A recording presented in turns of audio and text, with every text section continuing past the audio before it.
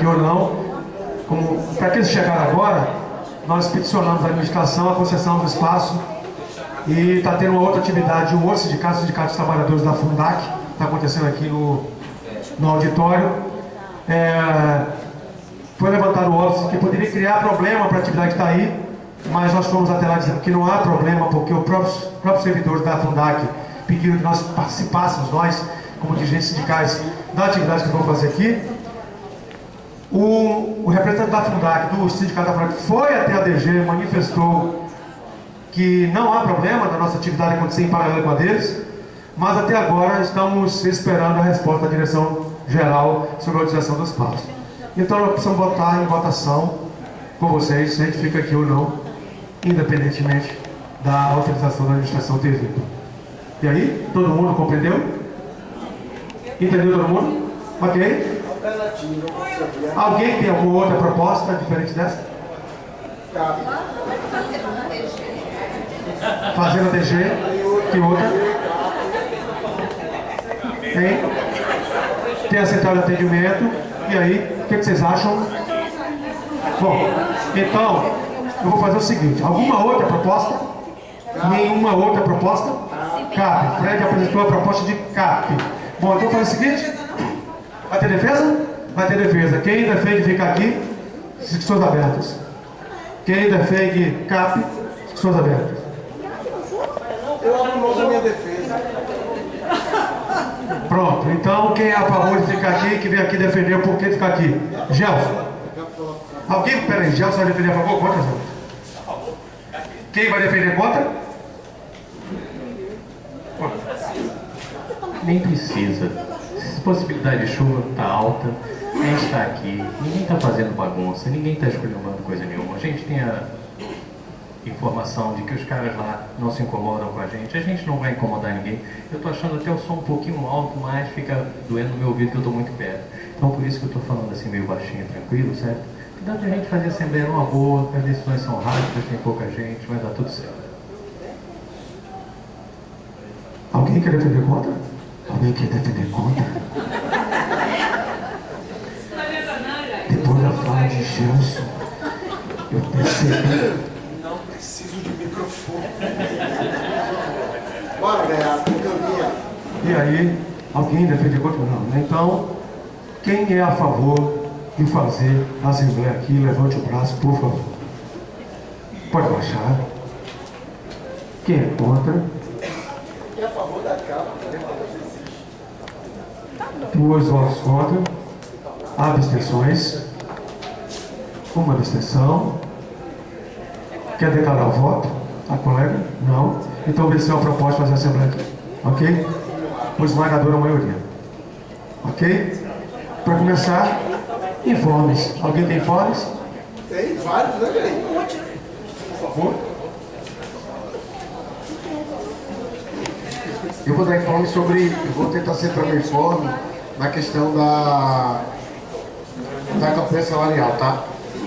Então, assim, a gente, nos últimos dias, nós passamos em sala, aí não bom, tem um informe, né, que a gente passou em sala, um material que a gente confeccionou, no qual a gente alertava para uma situação que, na verdade, ela não tem muito a ver com a empolgação e o nível de crença das pessoas que as coisas estão fáceis, que está tudo certo, né?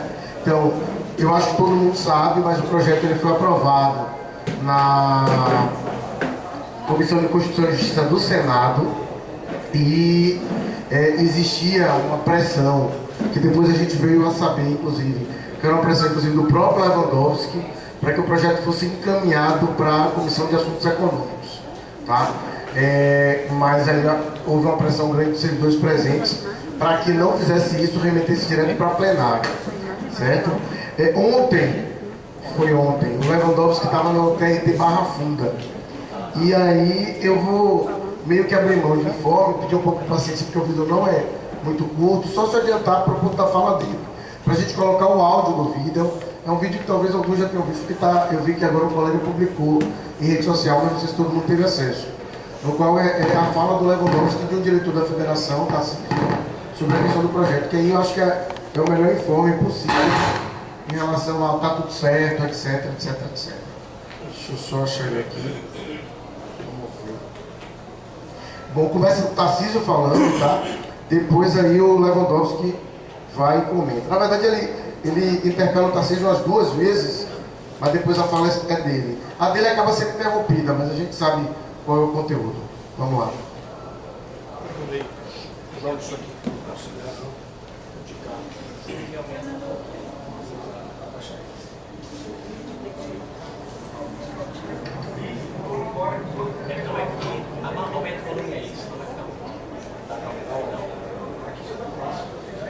O presidente está apanhando, né? Você já está defendendo isso. Nós temos clareza de quais são os obstáculos que vão ser enfrentados, né? Mas a grande preocupação... Nós estamos trazendo aqui uma palavra para a Vossa Excelência de atenção, de apreensão e preocupação com o andamento do projeto, né? Existe uma inquietação muito grande da categoria, principalmente depois do que aconteceu no ano passado, que o Congresso Nacional excluiu os servidores, né, das discussões de da discussão com a infraestrutura, e toda agora, toda essa especulação, infelizmente a categoria tem recebido informação muito mais da imprensa do que pelo próprio Poder Judiciário. Vocês veem como o presidente está apanhando, né? Você já está defendendo. Nós temos clareza de quais são os obstáculos que vão ser enfrentados, né?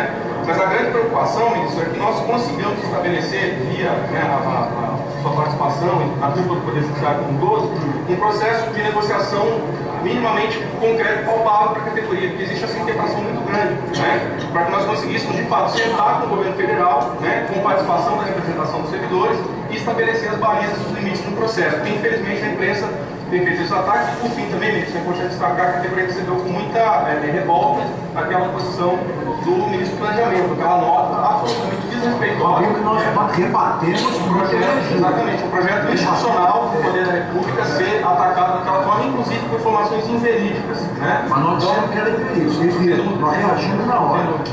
E também, ministro, existe agora uma preocupação, a gente tem um empenho já para fazer o processo constitucional do Congresso Nacional, e ele já está as vias de ir para o plenário do Senado, né? E a gente tem uma apreensão muito grande em vistas ao avanço do processo de negociação para que, numa eventual aprovação do Congresso, nós tenhamos condição de efetivamente aprovar o projeto com a sanção da Presidência da República, ministro. Então também tem essa preocupação, porque não adianta que a gente consiga, né, viabilizar a aprovação do Senado e eventualmente sofrer um veto, porque infelizmente nós não temos essa garantia disso. Então também pedir esse empenho de Vossa Excelência para que nós conseguimos estabelecer esse processo negocial nesse meio tempo, enquanto o projeto não vai para a votação no Senado. Então, Bom, vocês devem estar acompanhando, eu dia sim, dia não apanho da imprensa porque eu estou defendendo com unhas e dentes o projeto de vocês. Quer dizer, o Murilo, que me acompanha nas minhas viagens, no líder sindical e tal, tem acompanhado isso, tem testemunhado. Nós conversamos pessoalmente com o Arnaldo Faria de Sá, que é o presidente da CCJ, na CCJ da Câmara Federal, lá passou, foi aprovado. Depois nós falamos com o José Maranhão, que foi o presidente da CCJ do Senado Federal, para que fosse aprovado. Nós estamos falando com todas as lideranças para que isso seja aprovado efetivamente. Agora foi para o plenário. Eu não sei por que razão nós tínhamos um acerto de que o senador Delcídio do Amaral pedisse vista disso, né? E nos desse uns 15 dias para podermos negociar umas... Vídeo corta, né? Infelizmente. Infelizmente, pronto. Vídeo corta, mas assim, o resto do relato é muito no sentido de que ele argumenta, mas sem dar nenhum dado concreto em relação a nenhum processo de negociação com o Executivo. Então não tem nada feito com o Executivo, pelo contrário, que nós vimos na imprensa. Foi um jornal, acho que foi o UOL, que afirmava que o Lewandowski tentou falar com o Levi e que o Levi simplesmente repetia: agora não dá, dizendo que não existia como, dentro do processo de ajuste fiscal e no processo de corte de orçamento de 70 bilhões, aprovar o projeto salarial beneficiário. Além disso, ele também foi informado sobre a questão da greve. Ele disse que a greve é um direito, que existia uma mobilização em função de uma possibilidade de greve, que era o direito do servidor, mas que ele tomaria as medidas para garantir a prestação jurisdicional mínima, né, dos serviços essenciais. Né. Além desses aspectos, ele usou uma fala de que ele estava lutando duramente, mas que os servidores também precisavam lutar e fazer sua parte. Né. Eu não sei exatamente o que é que ele espera, não sei. Mas assim, por que a gente está colocando isso, gente? A gente está colocando isso porque a gente acha que o pior cenário é o cenário em que a gente está dando as coisas como dadas, como prontas, como acabadas, né? E nós temos visto muito isso. Nós temos visto muito isso no contrato diário com o servidor. Eu tenho feito muito piada com o Israel, dizendo que assim, ó, eu já recebi, não sei ele, mas o meu eu já recebi desde semana passada e foi retroativo. Então, na verdade, a realidade é muito mais difícil do que parece, né, dos movimentos que a gente tem visto. Enfim, então, de campanha salarial, eu acho que é isso. Além disso, na última Assembleia, não tem ninguém aqui que tenha sido delegado no último ampliado, né? Bom, enfim, né? Pois é. Foi.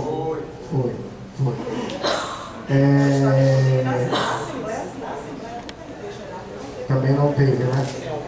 Bem complicado isso, porque as pessoas se deslocam para ir para o ampliado, para resolver o que pensam ser o seu problema. Mas enfim. Então, assim, na ampliada saiu um calendário de lutas.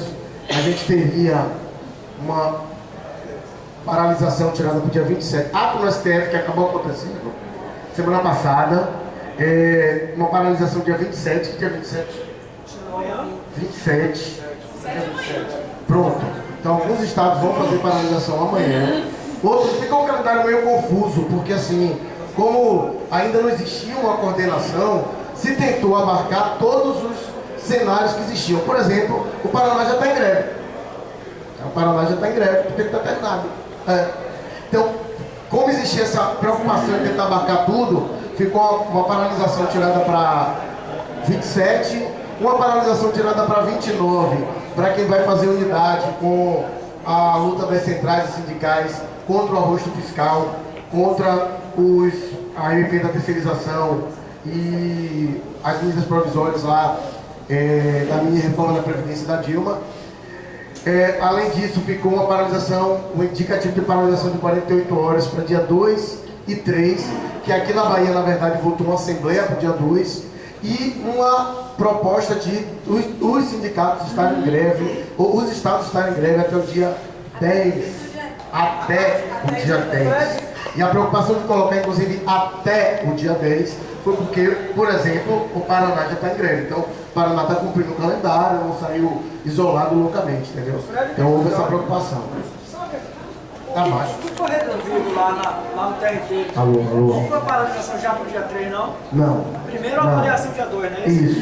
Isso, exatamente. Até porque, assim, eu não estava presente, não sei se o pessoal, eu acho que foi uma proposta, inclusive, nossa, né? Me parece que a proposta do Rogério, foi de não ter, porque estava tudo andando, né? Foi justamente no dia que foi aprovado na CCJ. A proposta todo o setor da direção era de já aprovar 29.3, foi 29.2, paralisação. E a nossa foi dizer o seguinte: não, vamos parar dia 29, para que dia 2 a gente possa fazer uma avaliação real, e aí sim a gente vê se a gente precisa de mais tempo para construir ou se a gente já tem como indicar uma data de luta para semana seguinte, para o dia 9, para o dia 10, enfim. Então, é esse o calendário que se tem, né? Existe a clareza, pelo menos para a gente, alguns setores das direções, das vanguardas, têm a clareza de que não é verdade que as coisas vão se resolver por si próprias. Tá? Isso aí, para mim, eu tenho isso muito claro. E a gente está, inclusive, amanhã passando em outro material, no qual a gente faz a relação entre o dia 29 e a nossa questão salarial, que está tudo vinculado, está tudo relacionado ao tal do ajuste fiscal. Então, acho que do PLC 28 de 2015, 2015, tá? E PLC. Viu? São essas informações, a menos que alguém tenha alguma dúvida que precise ser tirada. Nós chamamos a atenção também. Para ele sair da CFT, gente, qual é a situação hoje? O projeto de sair da CFT foi uma emenda apresentada pela base do governo que condiciona a execução do projeto à dotação orçamentária. Natural, certo? A questão é, não existe dotação orçamentária. Então, o projeto hoje, aprovado em plenário, sancionado, ele não tem como pagar. É claro, inegavelmente, que um projeto aprovado em plenário dá um outro nível de tensionamento em relação à negociação com o governo. Ninguém vai dizer que não é. É claro que avançar na CCJ, no momento que o governo está enfraquecido, é uma vitória, ninguém vai dizer que não é. Mas dar isso como dado, como garantido, como certo, é loucura. É delírio. É delírio. Tá? É isso que a gente está dizendo. E além disso, outra informação que a gente também tem feito circular, o governo tentou, incluiu no projeto, na proposta de LDO, ainda não está aprovado, para o ano que vem, 2 dispositivos que são muito, muito interessantes. O primeiro, ele diz que o crescimento das folhas salariais dos 3 poderes tem que ser o mesmo. Ou seja, o que o governo faz é o seguinte, elimina a possibilidade de uma reestruturação de qualquer das carreiras. O governo está disposto a trabalhar com a mesma noção do passado, dos 15,8 para todo mundo, e aí você organiza como você quiser. Tá? Isso para a gente até não seria o pior dos mundos. Não seria o pior dos mundos. A gente reconhece que a gente tem uma situação de dificuldade, mas tudo é correlação de força, a gente tem dito isso. Né? Dentro de uma correlação de força hoje, saindo uma greve unificada com os servidores públicos que permitisse a gente ter recomposição inflacionária ou sonhando, dependendo da situação, ganho real, seria algo positivo. A questão é, o governo também coloca um outro dispositivo em que ele limita esses valores ao desempenho da economia. Ao desempenho da economia que todo mundo sabe que tem recessão. Então a gente já vê que além disso o governo quer dar o mesmo para todo mundo e muito pouco de preferência nada. Né? Até porque o Nelson Barbosa tem uma declaração dizendo que é sim, tanto o Nelson Barbosa quanto o Joaquim Levy falaram a mesma coisa, que existe a intenção do governo de reduzir proporcionalmente ao PIB o valor gasto com o salário de servidor. Então, como o PIB está decrescendo, né, a situação ideal para eles era que o salário de servidor decrescesse. Como isso não pode ser feito, né, então zero está de bom tamanho. Esse que é o cenário, e aí a gente não consegue entender porque que as pessoas acham que está tudo bem, que está tudo andando. Tá? Desculpa as más notícias. Gente, eu também para meus informes, a gente passou nas salas chamando os colegas, falando das atividades, e ontem foi até engraçado, porque muita gente chegava, quando a gente entrava, dizia, boa notícia? Eu não sei qual era a boa notícia que esperavam, porque eu não me lembro de a gente ter feito alguma oportunidade de passar nas salas, olha, o PCA saiu. Quando a gente faz isso, normalmente faz na Assembleia, mas tinha muita cara assim, falando sério, não é onda não. Me dê uma boa notícia. E a boa notícia é sempre estar lutando, essa notícia que vai dar. Então, dentro desse cenário que ele já apresentou, de ajuste fiscal, de economia de 70 bilhões, de um governo que não está disposto a negociar com ninguém, né, que está tirando de categorias menos favorecidas, e que tem que dispor só para a primeira parcela desse ano, disso nós falamos na sala, 1,4 bilhão só para a primeira parcela, né? É dentro desse cenário que as pessoas estão muito esperançosas que o projeto de lei, por ter passado na comissão do Senado, na CCJ do Senado, ele está andando. Tinha gente já no final do ano passado que achava que ele estava andando na Câmara. Não, o importante é que ele está andando. Ele está andando, mas não sabe como, por inércia, né? Mas dinheiro para pagar ele não tem. Então a gente vem chamando a atenção disso, e na Assembleia do TRT, o calendário da FENAJUF, que a FENAJUF foi bem doido, a gente achou meio tudo muito apressado, uma coisa em cima da outra. E o próprio Rogério, eu estava lá, estávamos eu, Sueli, Lindinalva, que eu me lembro, o Fafá estava, Rogério propôs que não se fizesse nada, porque mal bem o projeto está andando. E a gente sabe que o Rogério é do PCdoB, partido da base do governo. Então o governo quer mais que a gente acredite que está andando, a gente não se mobilize para desgastar a imagem dele com o ajuste fiscal. Então nós propusemos que fizéssemos, aderindo ao calendário parcialmente, né, fazer uma participação de 24 horas, dia 29, para a gente sentir como é que está o drama das nossas forças e ver qual é a nossa disposição de lutar. Ok? Então o informe basicamente é esse, gente. Isso ali? Bom, é aquela história. Então, o tema, como eu falei, essa assembleia seria bastante palpitante. Ou a gente faz todos os informes, ou a cada informe a gente abre para debate. O que vocês acham? O que vocês acham? Porque, veja, a campanha salarial já viu que vai envolver um debate extenso. Vocês acham que dá um informe de campanha salarial como o Fred fez com o meu filho e a gente abre para as avaliações? Todos os informes. Ou todos os informes primeiro? Todos os informes. Então pronto. Então os informes sobre a campanha salarial. Mais alguém informe da campanha salarial? Só ali? Fafá? Não, ok. Mais informes? Mais informes? Mais informes? Tem sim, tem as decisões. Quero saber os outros informes que alguém quer fazer aqui. Ok? Isso, não tem mais informes sobre a campanha salarial. Vocês foram, deixa eu tocar. Vou falar do dia exposto, tá bom? Tá. Vamos lá. A gente fez na nossa última Assembleia Setorial, a gente discutiu a questão dos dias pontos. Os feriados que a administração resolveu que a gente não vai trabalhar, porque ele vai fechar o tribunal, mas que a gente tem que pagar essas horas depois. Problema seu. Decisão não. Problema seu, você vai pagar. Então ficou definido que nós entraríamos em contato com a administração, informaríamos da decisão que foi tomada aqui. A gente disse para a administração o seguinte: ou você abona as horas, já que você decidiu que vai fechar o tribunal, abona as horas, ou na impossibilidade de abonar essas horas, permita que as pessoas, os colegas que não têm como fazer compensação depois, venham trabalhar nesse dia. O processo andou, né? E aí saiu o parecer. É para ler o parecer? Todo mundo recebeu, né? Mas é bom ler, eu acho. Só não recebeu. Ah, não, parecer, desculpa. É um parecer. É grande. É enorme. Dois pedaços.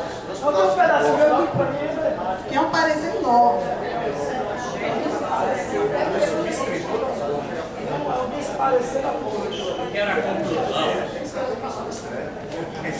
Eu acho que o mais importante está aqui. Foi a fonte. Eu vou ler só. Impende. Avisa que está no PAD. Todo mundo Tá no PAD, gente. O número, é porque eu não estou aqui com o número. O número do processo é 2096-2015. Está no PAD. Aí dá para vocês lerem o parecer com 2096-2015. Vamos lá. Impende juizar que o trabalho nos dias em que é decretado ponto facultativo está condicionado à necessidade de serviço e à prévia comunicação ao diretor-geral com antecedência mínima de 5 dias úteis pelo respectivo juiz eleitoral pelo gestor da unidade demandante, consumo regra posta no parágrafo 2º do artigo 2º da portaria número 420/2014. Convém lembrar também que o Estatuto dos Servidores Públicos e Civis da União, inspirado nos princípios da moralidade administrativa, da supremacia do interesse público e da proscrição do enriquecimento ilícito, exige a compensação de horários, até mesmo nas hipóteses de faltas justificadas, inclusive as decorrentes de fatos imprevisíveis ou inevitáveis, de acordo com os dispositivos vertidos a seguir. Isso foi um colega que fez, gente.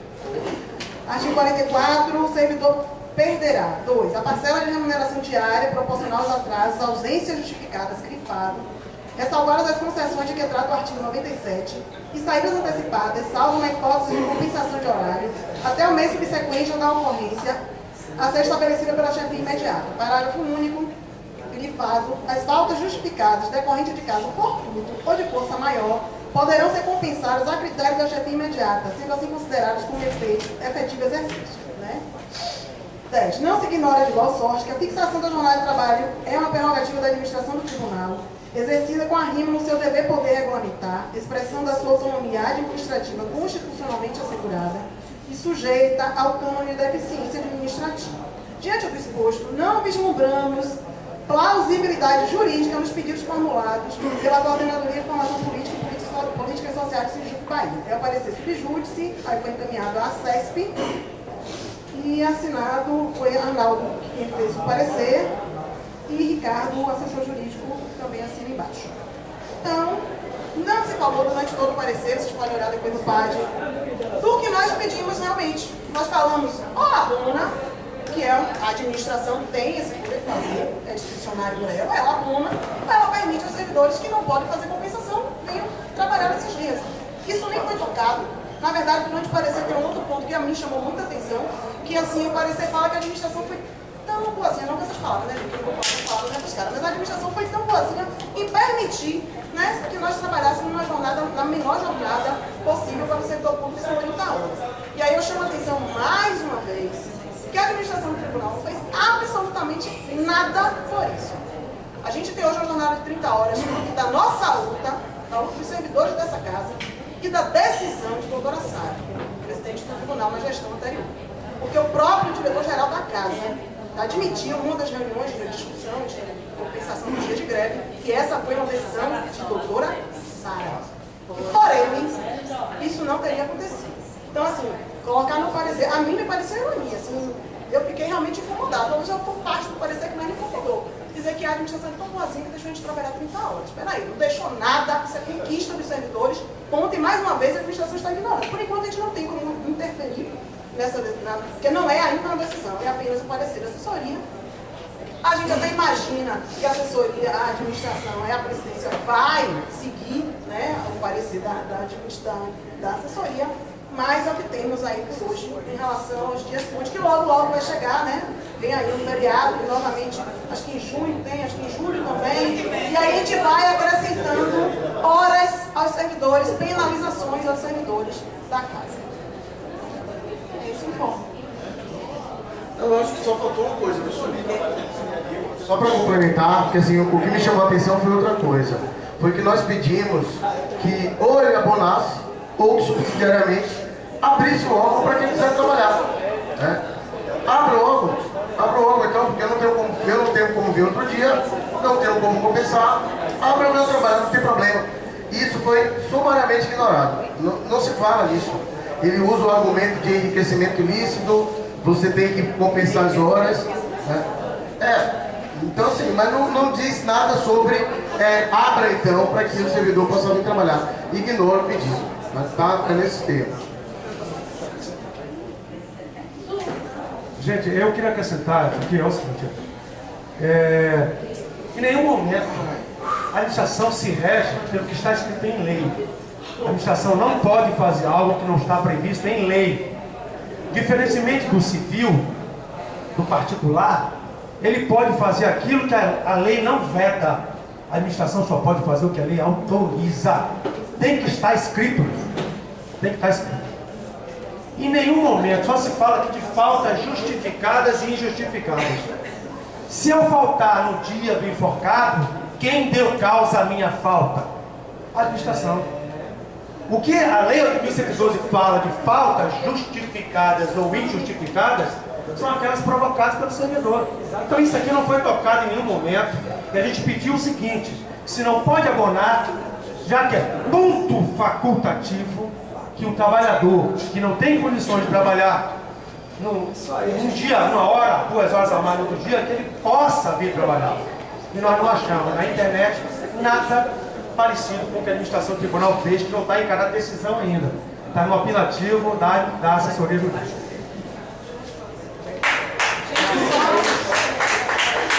Só um esclarecimento em relação a isso, eu estou na dúvida, eu vou esclarecer para todo mundo. Eu estava fazendo informe que ainda não tem uma decisão, é a questão dos dias pontos. São aqueles feriados, imprensados, e a administração resolveu fechar o tribunal e obrigar a gente a pagar. Entendeu? Nesse caso, a gente só tem um parecer da assessoria, que a gente acredita que vai seguir esse parecer, mas ainda não tem uma decisão. Em relação aos dias pontos. Em relação à greve, tem decisão já. Ou seja, já tinha decisão, apenas botou no papel. Fred?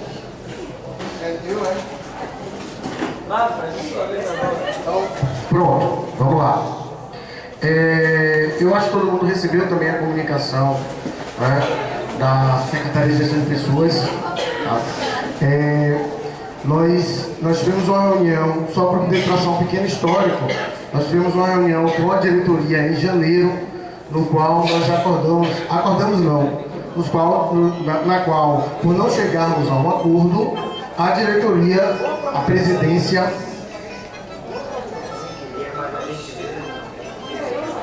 servindo água com som.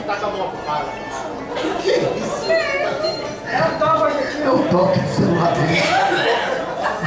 Então, na qual a administração, a presidência, unilateralmente decidiu como seria a forma de compensação da greve no semestre passado. Isso foi em janeiro. Em fevereiro não existia nenhum pronunciamento.